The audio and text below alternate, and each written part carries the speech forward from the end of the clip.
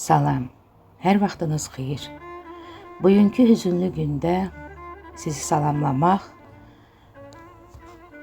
nə isə danışmaq mənə biraz ağır gəlir. Niyə?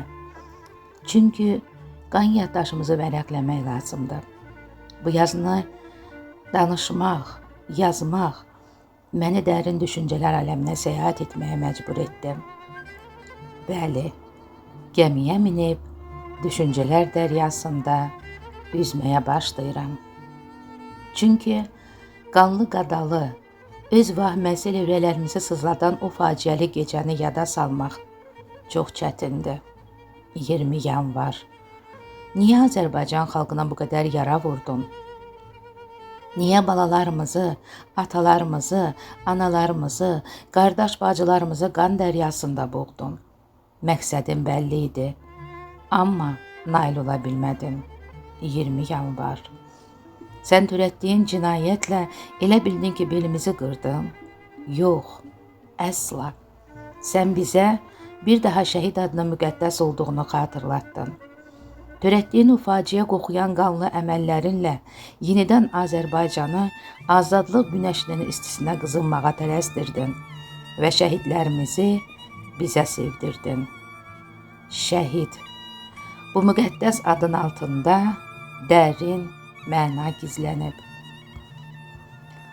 Ş, şərəf, Ə, ədalət, H, haqq, İ, igidlik, D, dəyanət.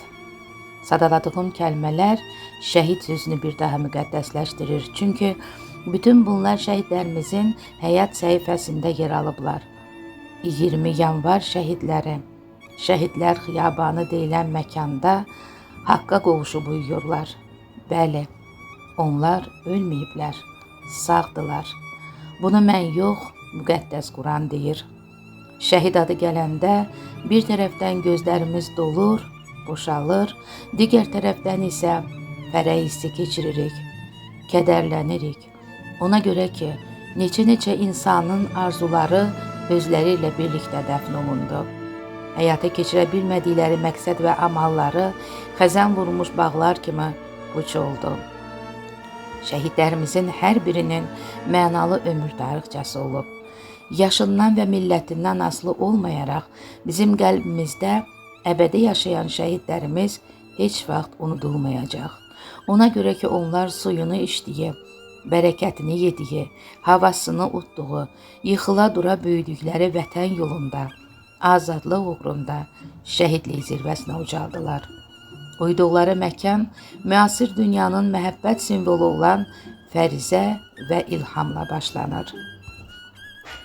Bu heç də təsadüfi deyil. Nakam məhəbbətlə başlayan xiyaban valideynə, vətənə, xalqa məhəbbətlə sıralanır. Məzarlardan boylanan şəkillər bizimlə söhbət edib, vüqarla o zirvəyə necə çatdıqlarından danışırlar. Sinə daşlarına qoyulan qərənfillər nakam taleylərdən ağlayaraq bizə məlumat verirlər. Bəli, şəhidlərimizlə fəxr etməliyik. Başımızı dik tutmalıyıq ki, belə oğul və qızları var Azərbaycanımın. Daha heç nə danışa bilmirəm.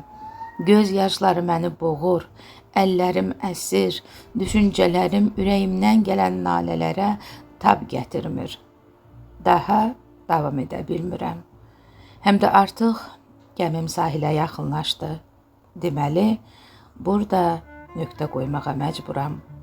Sonda deyirəm ki, başın sağ olsun Azərbaycan, başımız sağ olsun mənim qəhrəman xalqım.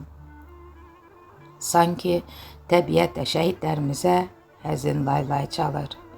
Laylay, şəhidlər laylay, nakam şəhidlər laylay, azadlığı qanıyla yazan igidlər laylay.